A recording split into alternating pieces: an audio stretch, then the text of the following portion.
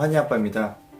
오늘도 일치월장 그 책 리뷰를 통해서 또 제가 그동안 겪어왔던 약간의 일화들도 같이 설명해 드리고 책도 같이 리뷰를 통해서 많은 이야기를 해드릴까 합니다. 오늘은 일치월장의 4장 혁신편에 대해서 같이 이야기를 나눠볼까 하고요.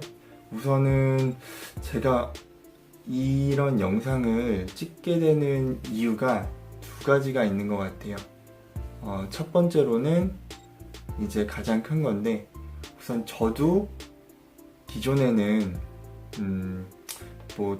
정말 책도 많이 읽지도 않았고 공부도 열심히 하지 않았던 사람이에요.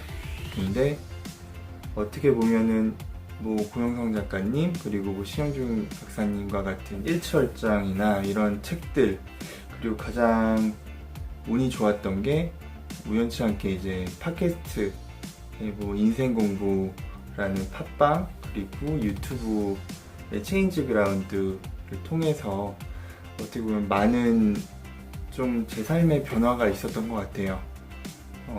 그래서 그런 부분들을 저도 같이 성장을 하지만 여러분들도 혹시라도 제 영상을 보면서 조금이나마 보탬이 되고 도움이 되셨으면 하는 마음에서 이런 영상을 찍게 되었던 거고요.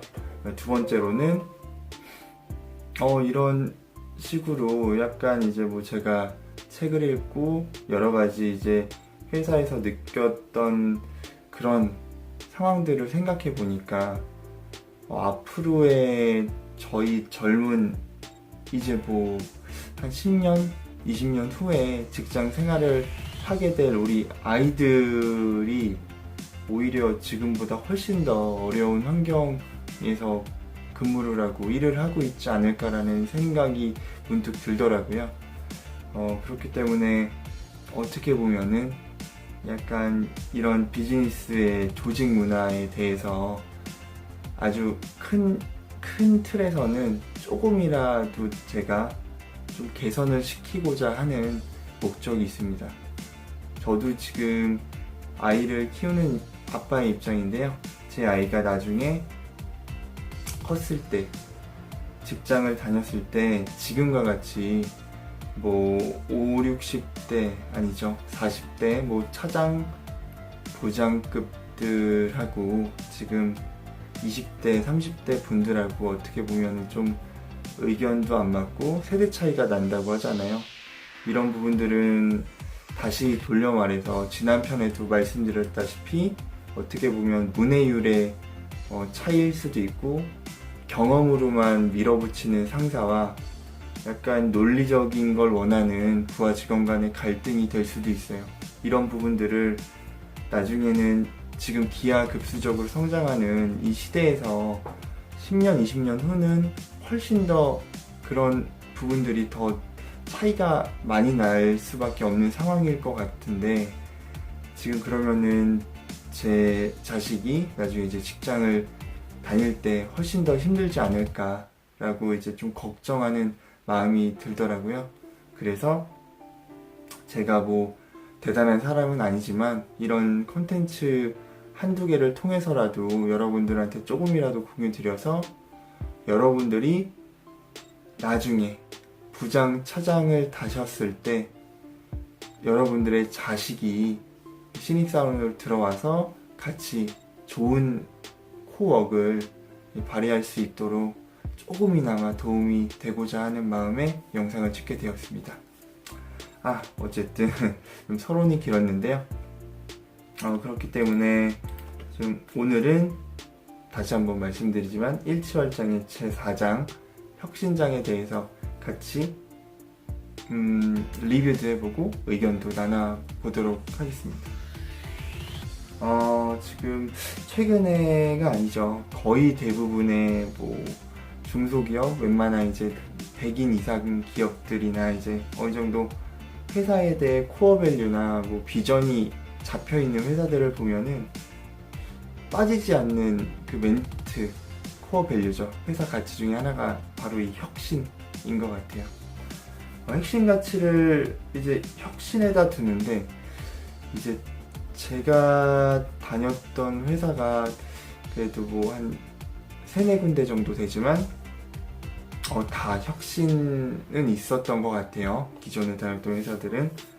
하지만 실제로 혁신적인 활동은 많이 보질 못했던 것 같아요.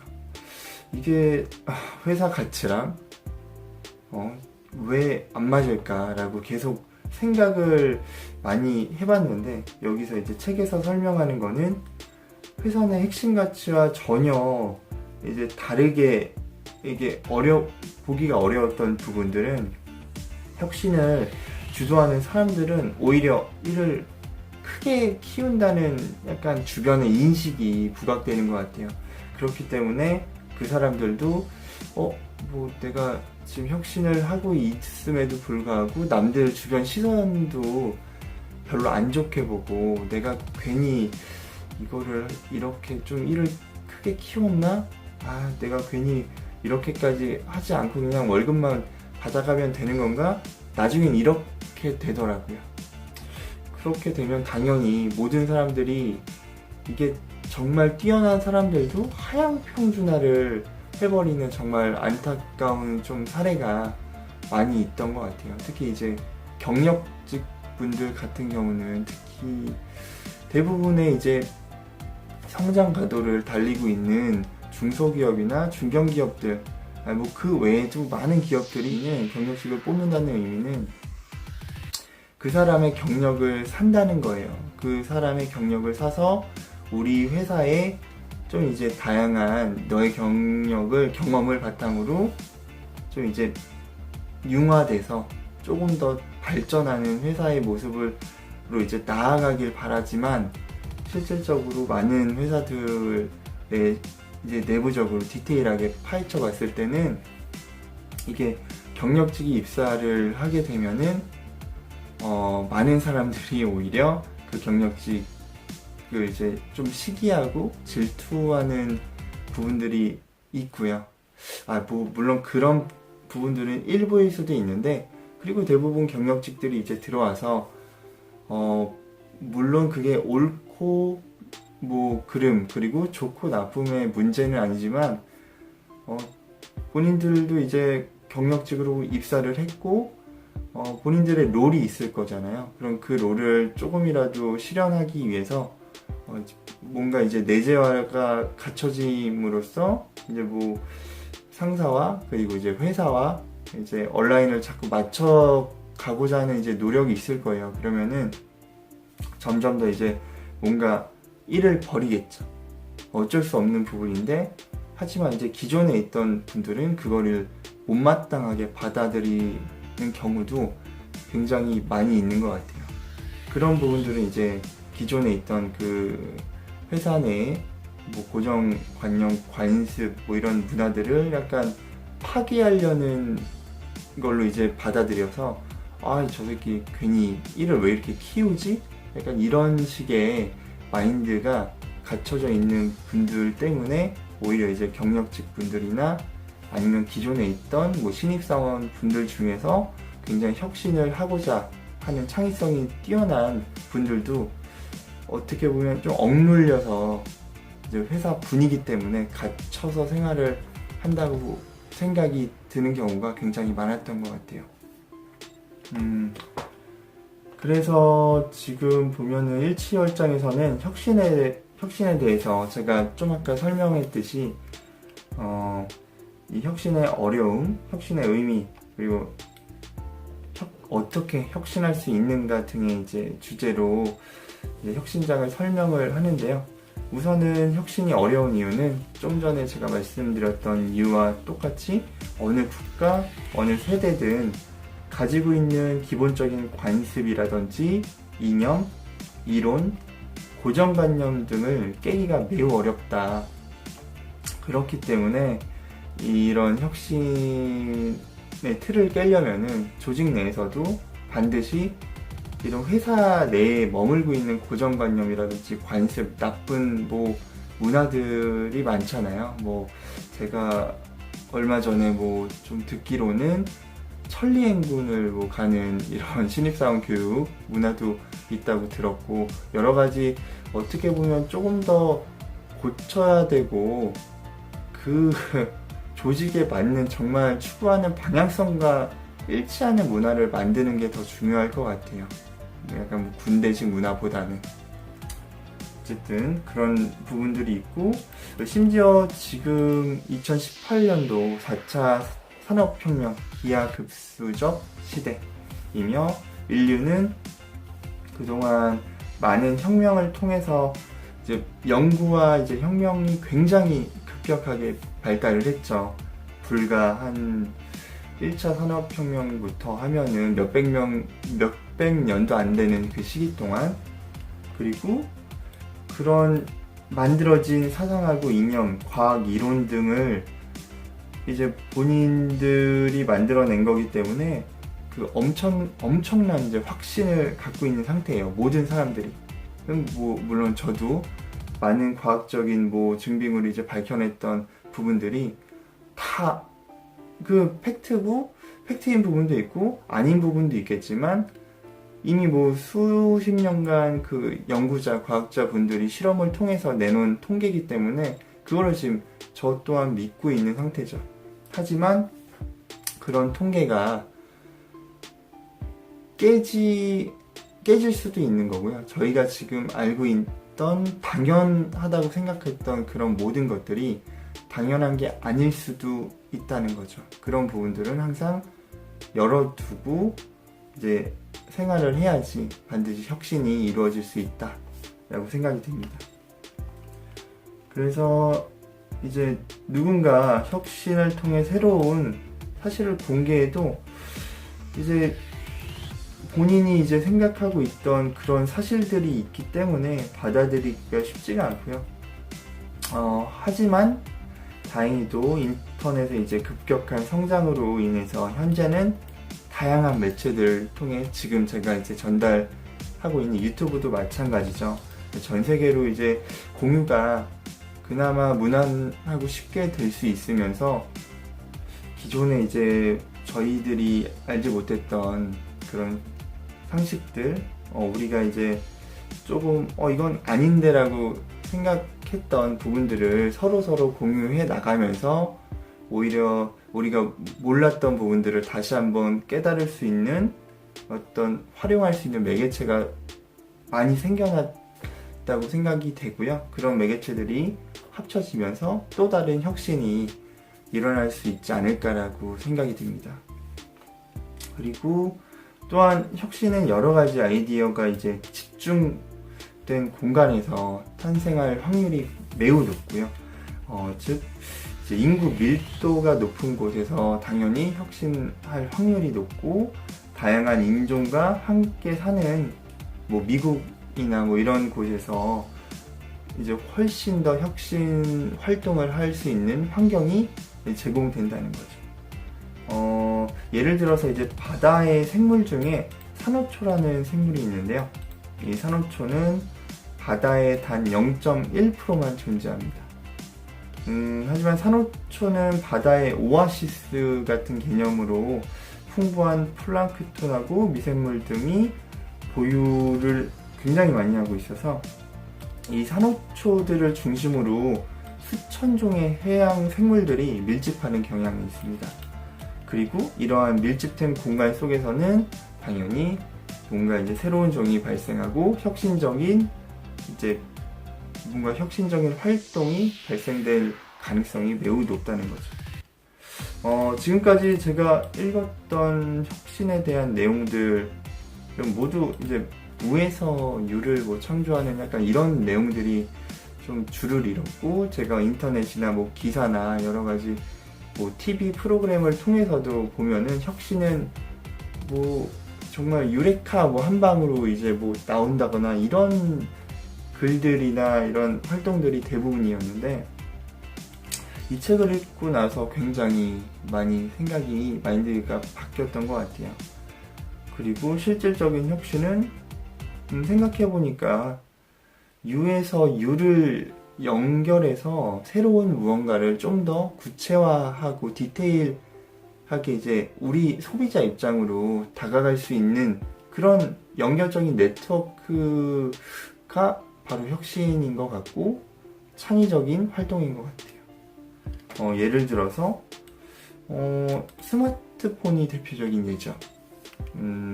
처음에 컴퓨터가 발명되면서 사람들은 조금씩 이제 좀 더 편리하고 작고 이런 제품들을 찾았고, 그로 인해서 노트북이라는 이제 휴대용 컴퓨터가 이제 탄생을 하게 된 거고, 또한 이제 한편으로 이제 집 전화밖에 없던 시절이 있었고, 이제 그거를 좀 불편하게 여긴 사람들이 우리 밖에서도 통화를 하고 싶다라고 해서 이제 뭐 PCS라든지 휴대폰, 뭐 3G 폰들이 생겨났고, 그거를 이제 U에서 U를 스티브 잡스가 이제 하나로 묶어서 굉장히 혁신적인 스마트폰이라는 제품이 탄생을 하게 된 거죠.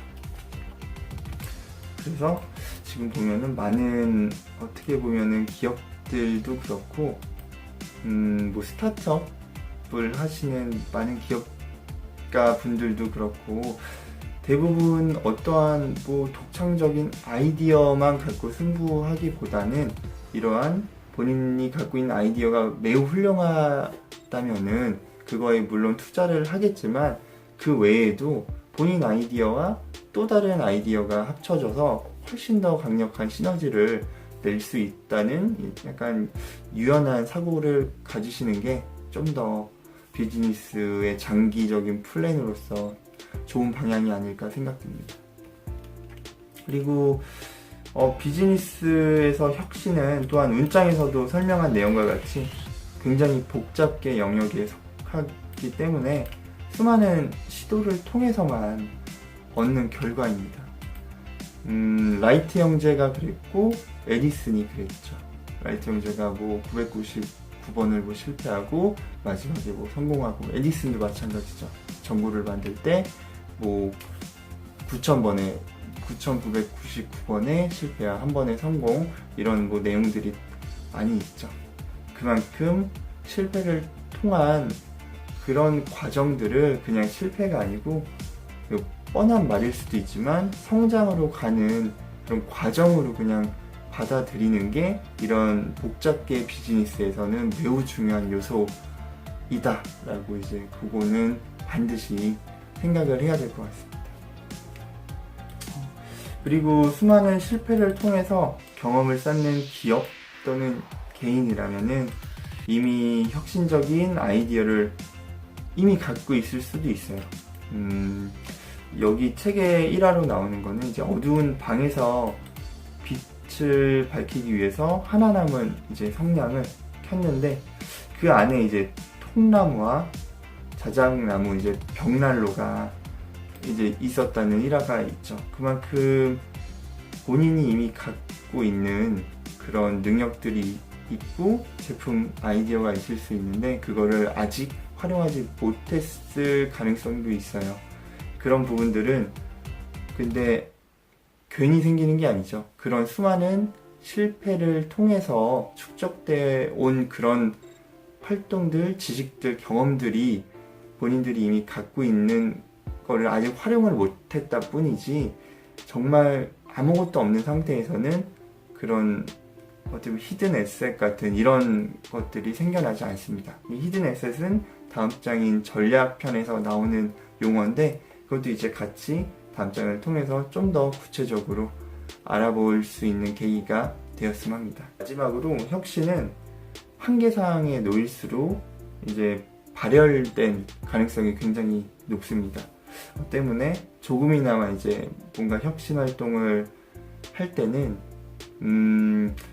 뭔가 촉박함을 좀 활용을 많이 해야 될 것 같아요. 이 책에서는 이제 데드라인을 활용해서 내 자신 내부의 결핍과 한계 상황을 만들어서 이거를 통해서 이제 좀 더 효과적이고 생산적인 혁신을 할 수 있다고 이제 과학적인 설명을 통해서 이야기하고 있습니다. 저 또한 이제 많은 건 아니지만 지금 이제 이 영상도 일주일에 한 편 무조건 찍는 걸로 지금 데드라인을 잡았고요. 독서도 이제 한 달에 2권, 2주에 한 권이죠. 2주에 한 권을 읽고 이제 이런 식으로 타이핑도 해서 이제 아웃풋도 좀 더 내볼 수 있게 하자라고 이제 어느 정도 제 데드라인이나 목표가 잡혀져 있는 상태예요. 그렇기 때문에 여러분도 오늘도 제 지금 이 영상을 보고 조금이나마 도움이 되셨으면 좋겠고요. 제가 아직 뭐 시작한 지 얼마 안 돼서 적극적으로 이야기 못하는 부분도 있고 좀 더 이제 여러분한테 동기부여도 시켜드리고 싶고 이런 부분들이 있지만 아직 제가 부족한 부분이 많아서 같이 성장해 나가는 그런 방향이 됐으면 좋겠습니다. 지금까지 한이아빠였습니다.